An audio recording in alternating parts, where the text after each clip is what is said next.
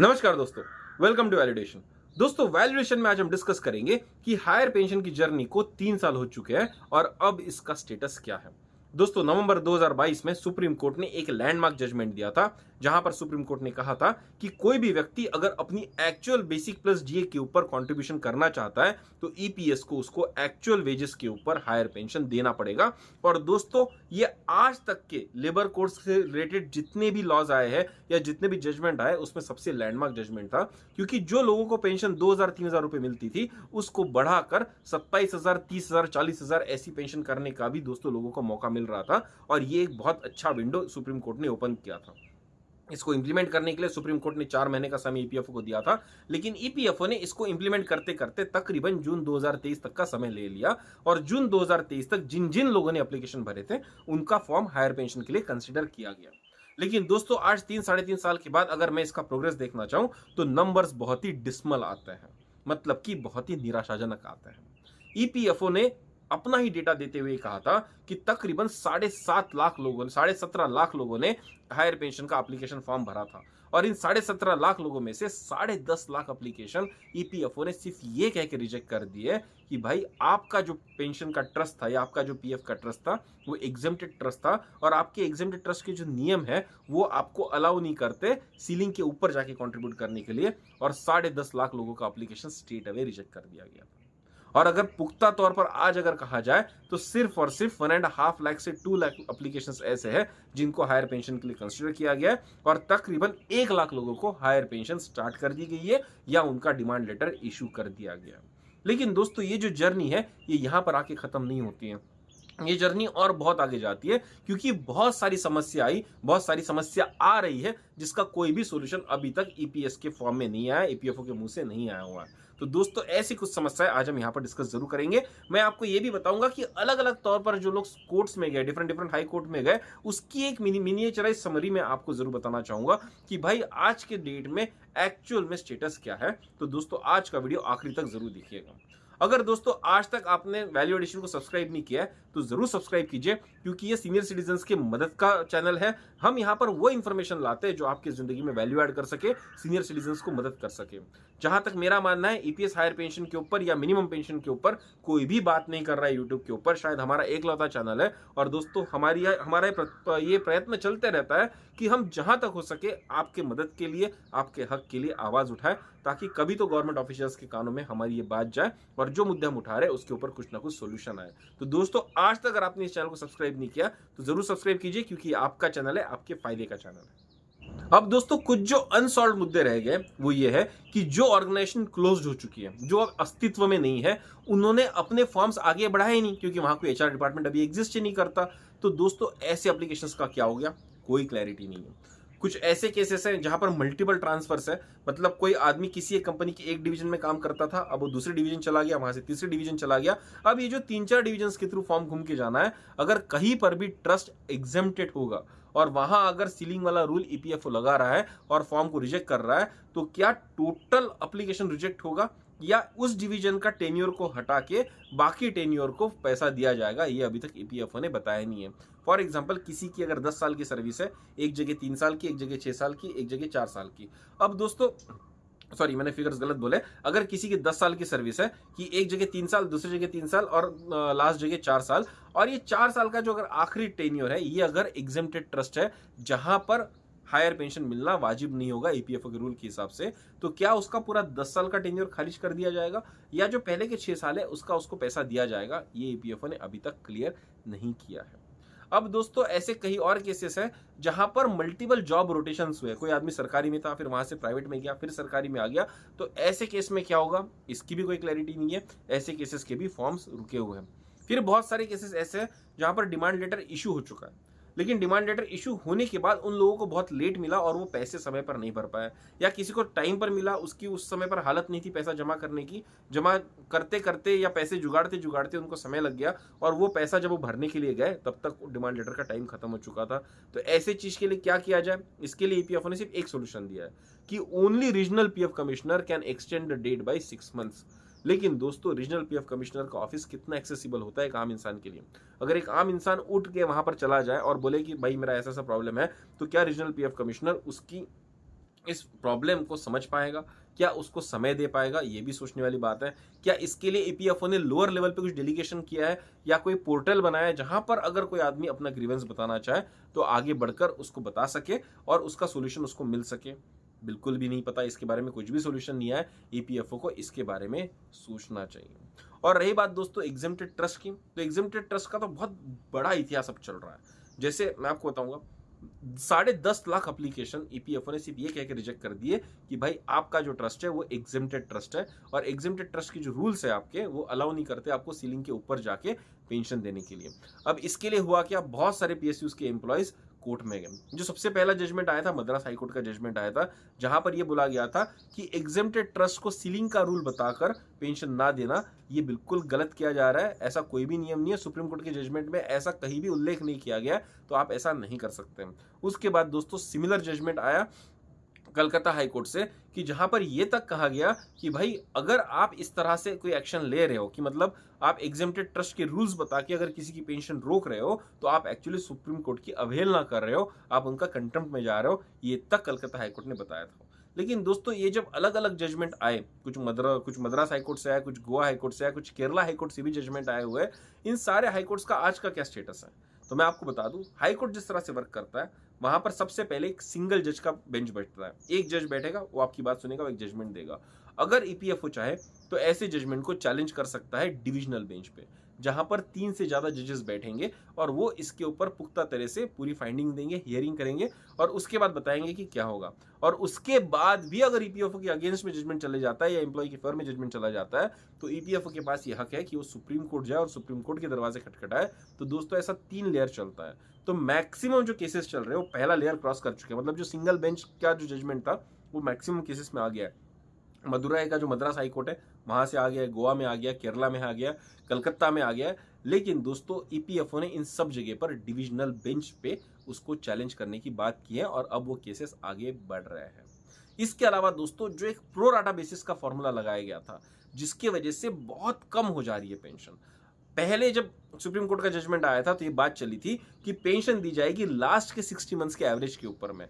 लेकिन जैसे जैसे समय गया ईपीएफओ सर्कुलर निकालते गया और बोला कि जिस तरह से जो नॉर्मल पेंशन होती है, जिसमें 2014 के पहले का एक फॉर्मूला लिया जाता है, 2014 के बाद का एक फॉर्मूला लिया जाता है और उसको प्रोराटा बेसिस पर लगाया जाता है, सिमिलर फॉर्मूला हम लगाएंगे हायर पेंशन के केस में। और उससे हुआ क्या, अगर किसी व्यक्ति की पेंशन 30 से 32,000 बननी चाहिए थी तो उसकी पेंशन बन रही है 22 से 24,000 रुपए। मतलब तकरीबन अगर आप देखेंगे 20% तक का लॉस हर आदमी को प्रोराटा बेसिस की वजह से हो रहा है। और इसको भी दोस्तों चैलेंज किया गया था और हिमाचल प्रदेश हाई कोर्ट ने इसको खारिज किया था कि भाई प्रोराटा बेसिस आप नहीं लगा सकते। और उसका लॉजिक जो मोटा मोटा तौर पर यह था कि पहली बात तो सुप्रीम कोर्ट ने लास्ट के 60 मंथ्स के एवरेज की बात की थी, उन्होंने कभी भी प्रोराटा बेसिस की बात नहीं की थी। और दूसरा जो मेरा अपना मानना है कि भाई प्रोराटा बेसिस जो था वो इसलिए लगाया था क्योंकि अलग अलग सीलिंग थी। जब से ईपीएस स्टार्ट हुआ 2 बार दोस्तों सीलिंग चेंज हो चुकी है। पहले 5,000 के ऊपर कंट्रीब्यूशन हुआ करता था सीलिंग के हिसाब से, फिर 6,500 के ऊपर कंट्रीब्यूशन हुआ करता था और उसके बाद 15,000 रुपए का कंट्रीब्यूशन लाया था। और क्योंकि हर बार कंट्रीब्यूशन इन सीलिंग्स के हिसाब से हुआ तो वो कंट्रीब्यूशन बढ़ते गया। पहले कभी 417 रुपीज था, फिर 541 रुपीज कंट्रीब्यूशन हुआ, फिर 1250 रुपए कंट्रीब्यूशन हुआ। और क्योंकि कंट्रीब्यूशन हर एक पीरियड का अलग अलग था, इसलिए अगर आप हर एक पीरियड का अलग अलग कैलकुलेशन करके हमको पेंशन देना चाहते तो बात समझ में आती थी। लेकिन जब आप हायर पेंशन की बात कर रहे हैं तो आप थ्रू आउट द सर्विस जो एक्चुअल सैलरी होगी, जो एक्चुअल बेसिक प्लस जी होगा, उसके हिसाब से कंट्रीब्यूशन लेंगे। तो आपका कंट्रीब्यूशन लेने में एक यूनिफॉर्मिटी है और क्योंकि आपके कंट्रीब्यूशन लेने में यूनिफॉर्मिटी है तो आपको पेंशन भी यूनिफॉर्म फॉर्मूले पे देना चाहिए था, प्रोराटा बेसिस पर नहीं देना चाहिए था। क्योंकि कोई स्टेप्स नहीं है, जैसे जो ऑर्डिनरी पेंशन होती है उसमें स्टेप्स होते हैं, 2014 का 2007 का स्टेप्स थे, तो आपने वहां पर प्रोराटा लगाया तो हमको वहां से कोई दिक्कत नहीं है। लेकिन जब आप हायर पेंशन में प्रोराटा लगा रहे हैं तो डेफिनेटली ऑब्जेक्ट करने वाली बात आ जाती है। और शायद इसी तरह के फाइंडिंग हिमाचल हाईकोर्ट ने दिए थे, बट बात वहीं पर आके रुकती है कि सिंगल जज के बेंच ने ऑर्डर दिया था और आज के टाइम पर वहां पर डिवीजन बेंच में इसको चैलेंज किया गया है। तो दोस्तों जो लीगल लड़ाई है थोड़ी लंबी चलेगी और लंबी चलेगी तो इसका कोई और हल भी नहीं है, क्योंकि ईपीएफओ अपनी मनमानी कर रहा है। बस हम ये चीज बोल रहे हैं कि ईपीएफओ थोड़ा सा ह्यूमैनिटेरियन बेसिस रखे, ह्यूमैनिटेरियन अप्रोच रखे, क्योंकि ईपीएस जो स्कीम था दोस्तों वो वेलफेयर स्कीम था और वेलफेयर स्कीम में अगर आप बस ये देखना चाहेंगे कि किसी भी तरह से कट कर दिया जाए एप्लीकेशन को, तो वो आप गलत कर रहे हैं। आपको ये देखना चाहिए कि किस तरह से एप्लीकेशन को पास किया जाए और किस तरह से लोगों को हायर पेंशन देके बुढ़ापे में उनकी मदद की जाए, लेकिन ऐसा नहीं देखा जा रहा है। और एक दोस्तों दूसरा मुद्दा था कि जो एरियस मिलता है वो मिलने में बहुत ज़्यादा समय लगता है। मतलब डिमांड लेटर आ गया, आपने डिमांड लेटर के पैसे भर गए, आपकी पेंशन शुरू होने में तकरीबन 6 से 7 महीने लग गए, और आपने जो डिमांड लेटर के पैसे थे कहीं ना कहीं से इंटरेस्ट में लिए होंगे, तो आपको तो इंटरेस्ट लग ही रहा है। लेकिन जब आपको एरियस मिलेगा, तो एरियस कब मिलेगा उसके लिए भी 6 से 7 महीने लग रहे हैं। कुछ कुछ केसेस तो एक डेढ़ साल हो गए, अभी तक उनको एरियस नहीं मिला है, और जब उनको एरियस मिलता है तो उसके ऊपर इंटरेस्ट नहीं दिया जाता है। अब यहाँ पर ईपीएफओ ये कहता है कि हमारे रूल्स में कहीं पर भी ये प्रोविजन नहीं है कि हम हायर पेंशन के ऊपर या ईपीएस की किसी भी तरह की पेंशन के ऊपर में हम इंटरेस्ट दे सके। लेकिन मेरा कहना यह है कि भाई हायर पेंशन देने का प्रोविजन भी तो आपके रूल्स में नहीं था। वो प्रोविजन तब बना जब सुप्रीम कोर्ट का जजमेंट आया। तो भाई जब आप नए रूल्स बना रहे हो तो नए रूल्स के हिसाब से लॉजिक ये बताइए कि अगर कोई व्यक्ति 2017 में रिटायर हुआ और उसको आप डिमांड इश्यू कर रहे हो 2025 में, और 2025 में आप उससे पैसा वापस ले रहे हो विद इंटरेस्ट, तो भाई जब आप उसको 2025 में एरियस दोगे तो विद इंटरेस्ट क्यों नहीं दोगे? अगर नया रूल है तो नया रूल इंटरेस्ट के लिए भी तो बनना चाहिए जो एम्प्लॉय के फेवर में हो। तो हमारा कहना यह है कि भाई जब आप खेल खेल रहे हैं तो आपकी एक रूल है, लेकिन जब खेल हमारे साइड में आ जा रहा है या बॉल हमारे साइड में आ जा रहा है तो रूल आप बदल दे रहे हैं। ये आप सही नहीं कर रहे। ये किसी भी तरह से जस्टिस, नेचुरल जस्टिस के प्रिंसिपल में नहीं बैठता। ये बिल्कुल गलत हो रहा है और एरियस के ऊपर इंटरेस्ट मिलना चाहिए। और मैं बता दूं, अगर किसी आदमी को 10 लाख का एरियस अगर आने वाला है और उसका ये 10 लाख का एरियस 5-6 साल के पीरियड में आने वाला है, अगर उसको इंटरेस्ट नहीं दिया जा रहा तो कम से कम 2 लाख रुपए का नुकसान उस आदमी का हो रहा है। और ये नुकसान कम नहीं होता, ये बहुत नुकसान होता है। एक बूढ़े व्यक्ति के लिए बहुत मैटर कर जाता है। वहीं पर दोस्तों और एक मुद्दा था जिसको हम कहते हैं मिनिमम पेंशन, जिसके लिए एक नेशनल एजुकेशन कमेटी बैठी है दिल्ली में, जो कितने ही साल से प्रोटेस्ट कर रही है। और ये डिमांड की जा रही है कि जो मिनिमम पेंशन ईपीएस 1000 रुपए गारंटी करता है उसको बढ़ा के 7500 रुपए प्लस डीए कर दिया जाए और साथ में मेडिकल बेनिफिट्स दिए जाए। ये स्ट्रगल बहुत दिन से चल रहा है। फाइनेंस मिनिस्टर से मीटिंग हुई, minister of labour and employment से मीटिंग हुई, लोगों की मतलब एनएसी की मैं बात कर रहा हूँ, नेशनल एजुकेशन कमेटी, जो सब सीनियर सिटीजन्स के हक के लिए लड़ रही है। इनकी मीटिंग्स हुई, लेकिन हर मीटिंग में कहा जाता है कि यस गवर्नमेंट इसके बारे में सोच रही है, हम इसके बारे में एक्शन लेने वाले हैं, जल्दी से जल्दी आपकी पेंशन बढ़ा के दे दी जाएगी, लेकिन कुछ भी रियल टाइम एक्शन नहीं हो रहा है। और फैक्ट है कि रिसेंटली पार्लियामेंट में एक unstarred question ministry of labour and employment को पूछा गया था कि क्या आप मिनिमम पेंशन को बढ़ा के 7500 करने वाले हैं। तो ministry of labour and employment का क्लियर जवाब था कि ऐसा कोई भी प्रपोजल हम अभी कंसिडर नहीं कर रहे हैं। इनफैक्ट मिनिस्ट्री का यह भी कहना है कि ईपीएफओ के पास जो फंड है वो डेफिसिट में है। और दोस्तों मैंने एक बहुत क्लियर वीडियो बनाया जिसमें मैंने बहुत क्लियर तरीके से बताया कि ईपीएफओ का फंड बिल्कुल भी डेफिसिट में नहीं है। आदमी मर जाता है लेकिन आदमी का जो कंट्रीब्यूट किया हुआ फंड है वो कभी भी खत्म नहीं होता है। और ऑन एन एवरेज अगर आदमी 70 से 80 साल तक जिंदा रह रहा है तो उसके बाद तो दोस्तों डेफिनेटली ये फंड डेफिसिट में नहीं आ सकता। अगर आप वो वीडियो देखना चाहते हैं तो उसका लिंक आपको यहाँ ऊपर दिख रहा होगा, जो वीडियो के एंड में भी मैंने डाला है, जरूर देखिएगा। क्योंकि जब भी मिनिमम पेंशन बढ़ाने की बात की जाती है तो ईपीएफओ बार बार एक ही चीज कहता है कि भाई हमारा फंड डेफिसिट में है, कोई प्रोविजन नहीं है, हम ऐसा कोई भी प्रोविजन नहीं है कि जिसके तहत हम आपको पेंशन बढ़ा के दे सके। तो दोस्तों मैंने ऑन पेपर कैलकुलेशन करके ये बात प्रूव करने की कोशिश की है कि ईपीएफओ का फंड बिल्कुल भी डेफिसिट नहीं है। इनफैक्ट ईपीएफओ लोगों के कंट्रीब्यूशन के ऊपर प्रॉफिट कमा रहा है। और दोस्तों चलिए हम ये बात मान सकते हैं कि ईपीएफओ 7500 की पेंशन नहीं कर सकता मिनिमम पेंशन, लेकिन 3000 की पेंशन की जा सकती है। क्योंकि अगर आप जितनी भी सरकारी पेंशन देखेंगे या जितना सरकार खैरात में बांट रही है, लाडली बहन योजना, लाड़की बहन योजना, अटल पेंशन योजना, सीनियर सिटीजन पेंशन योजना, और दोस्तों जो सीनियर सिटीजन पेंशन योजना बोल रहे हो ये सिर्फ गरीबों के लिए है। ये उन लोगों के लिए नहीं है जो टैक्स भरते हैं, ये उन लोगों के लिए नहीं है जिन्होंने अपने मेहनत कर करके इस देश की इकोनॉमी को बढ़ाया है और इस देश की इकोनॉमी में कंट्रीब्यूट किया है, ईपीएस को कंट्रीब्यूशन दिया। ये उन लोगों के लिए नहीं है। जो भी लोग वोट बैंक पॉलिटिक्स का पार्ट है, जो गरीब है, जो बिल्कुल भी इकोनॉमी में टैक्स नहीं भरते, टैक्स इन इनकम टैक्स की बात कर रहा हूँ, जीएसटी तो हर कोई भरता है, लेकिन जो डायरेक्ट कंट्रीब्यूशन नहीं कर रहा है, ऐसे आदमी को सरकार 3000 रुपये पेंशन गारंटी करती है। लेकिन जिस आदमी ने जिंदगी भर 30 से 38 साल तक अपना कंट्रीब्यूशन दिया है उसको 3000 रुपये करने के लिए सरकार रेडी नहीं है। मुझे ये बात समझ में नहीं आ रही है।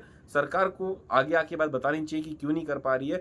और यार जब तुम लाखों लोगों का, करोड़ों लोगों का, आप 80 करोड़ लोगों को फ्री में राशन बांटते हो, आप तीन करोड़ से ज्यादा लोगों को फ्री की पेंशन बांटते हो, विधवा पेंशन बांटते हो आप। ये लाड़की बहन योजना अगर आप देखेंगे सारे स्टेट्स का अगर आप कैलकुलेट करेंगे तो कम से कम 17 से 18 करोड़ लेडीज को आप 2,500 रुपए बांट रहे हो। कुछ कुछ स्टेट में तो 10-10 हजार रुपए महीना प्रॉमिस किया गया है। और जब कोई आदमी बोल रहा है कि भाई मैंने जिंदगी भर कॉन्ट्रीब्यूट किया है, मैंने जिंदगी भर पैसा दिया है, कुछ कॉन्ट्रीब्यूशन आपके पास पड़ा हुआ है, यार बढ़ा के 7,500 कर दो, तो चलो 7,500 नहीं करो, 3,000 4,000 तो उसकी मिनिमम पेंशन कर दो, वो भी आप नहीं कर रहे हो, तो भाई सरकार को इसको जवाब देना पड़ेगा।